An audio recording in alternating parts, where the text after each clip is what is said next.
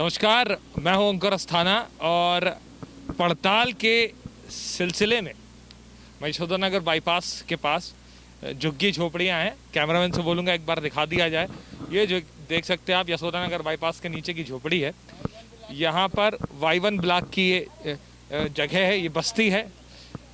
तो आप देख सकते हैं यहाँ पर बहुत सारे गरीब परिवार के लोग हैं जिनको तमाम तरीके की सुविधाएं की बात कही गई थी, राशन सामग्री पहुंचाने की बात कही गई थी, तमाम तरीके के वादे किए गए थे।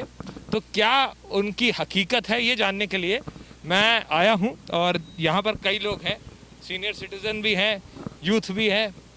तो मैं जानना चाहता हूं क्या क्या सुविधाएं आपको मिली हैं इस लॉकडाउन के तीसरे चरण में।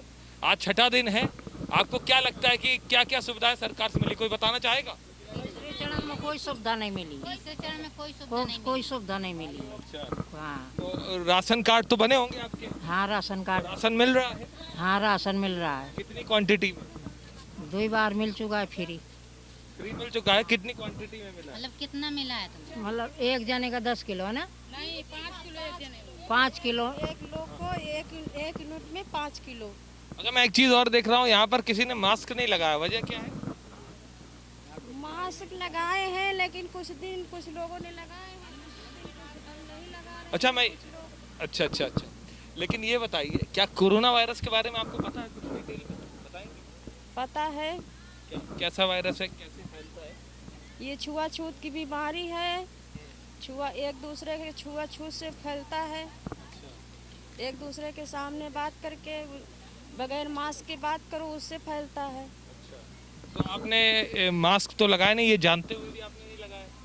नहीं, मास्क लगाते, जब से बाहर निकलते हैं मास्क लगाते हैं। अब जैसे घर पे हैं अभी, तो इसलिए मास्क नहीं लगाए हैं। लगाने की जरूरत है, अभी घर पे तो है नहीं, बाहर काफी सारे लोग हैं। मैं ये जानना चाहता हूँ कि मतलब आप लोगों को सुविधाएं दी गई। कई लोग, अभी मैं जब यहाँ था तो पूछ रहे थे, राशन देने के लिए आते हैं लोग लेकिन तस्वीरें ज्यादा खिंचवाते हैं, क्या? सही है भैया, हाँ भैया, आपको दे जाते हैं। जो भी खाने पीने की चीजें देने आते हैं, जो भी जैसे थोड़ा बहुत राशन भी ला के देते हैं, आके उसके मतलब तस्वीर खींच के ले जाते हैं। अच्छा जी, 5 लोगों को दे रहे हैं। कितने, क्या बोला आपने? 10 लोगों को देना तो 5 लोगों को दे रहे हैं। आधे लोग बचे, आधे लोग मुंह देखते रहते हैं। तो 4 लोग को देते हैं।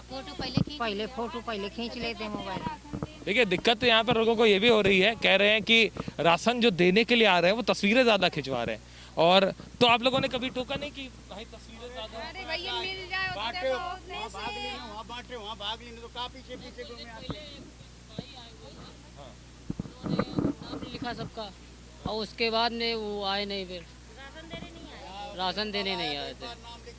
नाम लिख दिया गया था, भीड़ भी लगी हुई थी, सब लोग ने नाम भी लिखवाया। उसके बाद देखिए, कई सारे लोग हैं, डिस्टेंस बनाए रहो, थोड़ी दूर पे रहना। ये मैं थोड़ा सा जानना चाह रहा हूँ कि आप लोगों को तीसरे चरण के बाद, जो ये तीसरा चरण चल रहा है लॉकडाउन का, राहत सामग्री अभी तक नहीं पहुँच पाई। तीसरे में कुछ भी नहीं मिला। कुछ भी नहीं मिला। इतने लोग, कोई सारे आया लोग करे, तीसरा लॉकडाउन चालू हुआ, किसको कुछ मिला? कुछ नहीं, किसी को मिला। वो हिजड़ा जो है 1 महीना, वो दूसरे चरण में थे, वो दूसरे चरण में आए। उसने 1 महीना जो है कभी चावल, कभी तहरी, कभी पूड़ी सब्जी, सबसे नंबर 1 का बांटा उसने। हाँ, कौन था वो? किन्नर लोग थे। अरे वो नौबस्ता में रहते हैं, मीना मीना गुरु के थे, वहाँ से लगा के उन्हें सब बताइए। बाल बच्चों को सब महीने भर बांटा है, बराबर बांटा है। अब इधर 5-6 दिन से नहीं आ रहे हैं। नहीं, महीने भर तो सब बराबर उन्होंने बांटा है। कहीं खिचड़ी है, कहीं तहरी है, कहीं दाल चावल है, कहीं पूड़ी सब्जी है। उन्होंने तो बराबर आए हैं बांटने, 1 महीना पूरा बराबर बांटे हैं। लेकिन और कोई यहाँ जैसे आए तो 1-2-3 लोग को दिए, चले गए, 2-4 लोग को दिए, चले गए, मतलब बराबर किसी को नहीं मिला। हाँ। अच्छा, बाहरी लोग यहाँ पर ये कह रहे हैं कि जी बताइए। राम शोक यादव और कृष्णा होटल वाला है, उसका लड़का नवरात भर आधा लीटर दूध और 1 ब्रेड, मतलब नवरात भर उसने सबको मड़ैयों को दिया। हाँ, और इसके बाद कोई ऐसा मानुष नहीं आया है कि वहाँ से लगा के वहाँ तक मैं बाल बच्चों से किसी को दिया हो। हाँ, 4 को बांट दिया तो फिर गाड़ी बढ़ा लिया, 4 को दिया फिर गाड़ी बढ़ा लिया, इस तरह से आए। आए ना के बराबर है। कोई नौबस्ता के आ रहा है, कोई श्यामनगर का आया, कोई PSC मोड़ का, ऐसे आए जरूर, मगर भरपूर इस मड़ैया को किसी को नहीं मिला। भरपूर नहीं मिला। यहाँ पर बात ये भी है कि लोग बोल रहे हैं कि राहत सामग्री पहुंचाई तो गई, लेकिन कुछ कुछ परिवारों को छोड़कर पहुंचाई गई। सरकारी सुविधाएं भी आपको नहीं मिली। सरकारी सुविधा कोई नहीं कह सकता यहाँ आई मिली हो। हाँ, पुलिस वाले आए थे 3-4 दिन शायद, बांटे थे वो पैकेट लिख के लेके, बस वो भी पैकेट 3, वही पूरी सब्जी का, कभी खिचड़ी का। कभी 11 बजे रात के, कभी 10 बजे रात के, अरे जब वो सब कोई तो खा छाड़ा पी लेते हुआ उसके माल बाद में आता आते था।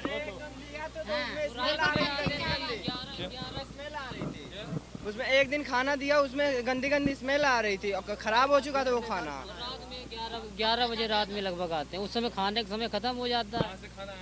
वो पुलिस वाले ही अंकल बांट गए थे आज। तो देखिए, तमाम तरीके की समस्याएं ये निकल के आ रही हैं कि लोग यहाँ पर तमाम तरीके की समस्याएं। हाँ, आपकी आवाज़ सुन रहे हैं, बताइए, आप भी बताइए। लेबर कार्ड भर लाई गए सबको, कोई किसी को पैसा नहीं आया है, किसी किसी को आया, किसी किसी को आया ही नहीं। जैसे फार्म फेंक दिया, लग रहा किसी को नहीं आया, हमारे घर में किसी को नहीं आया। नहीं आया, हमारा सबका नहीं आया। तो ये सारे लोगों की समस्याएं हैं। ये बोल रहे हैं कि राशन जो है वो मिल नहीं पा रहा है, अब अभाव है, असुविधा है चीज़ों की, और जो लोग राशन दे जा रहे हैं वो 3-4 परिवारों को पहुंचाते हैं, उसके बाद नहीं मिल पाता। समस्या ये भी है इनकी कि यहाँ पर बासी खाना भी आ जा रहा है, उसमें स्मेल आती है, ये भी आपने सुना, और तमाम तरीके की चीज़ें ये झुग्गी झोपड़ियों के लोग बोल रहे हैं। बोलते हैं मेरा परिवार सदस्य ज़्यादा है, राशन उतना नहीं मिल पा रहा जितना ज़रूरी है। और अब बोल रहे हैं ये भी कि ये लॉकडाउन के पहले चरण में, दूसरे चरण में सुविधाएं तो मिली थी, लेकिन तीसरे चरण में जो सुविधाएं मिली हैं वो ना के बराबर है। अब देख सकते हैं कि आप, हाँ, मतलब यहाँ पर इनका कहना ये है कि तीसरे चरण में इनको सुविधाएं नहीं मिली है। तो ये सारी समस्याएं हैं जिस पर एक सोचने की ज़रूरत है कि जो मजदूर हम देख रहे हैं तस्वीरों को कि वो पलायन कर रहे हैं, वो अपने घरों तक पहुंचने की कोशिश में लगे हैं, वहाँ समस्या है। और मध्यम जो वर्गीय लोग हैं उनको समस्या है, और अब गरीब तबके के लोग भी समस्याओं से जूझ रहे हैं। समझने की बात यह है कि जो सरकार की सारी चीज़ें, सुविधाएं हैं, वो कहाँ रह जा रही हैं। ऊपर से आती हैं लेकिन मिडिल से कहाँ चली जाती हैं, आम आदमी तक नहीं पहुँच पा रही। ये बड़े सारे सवाल हैं।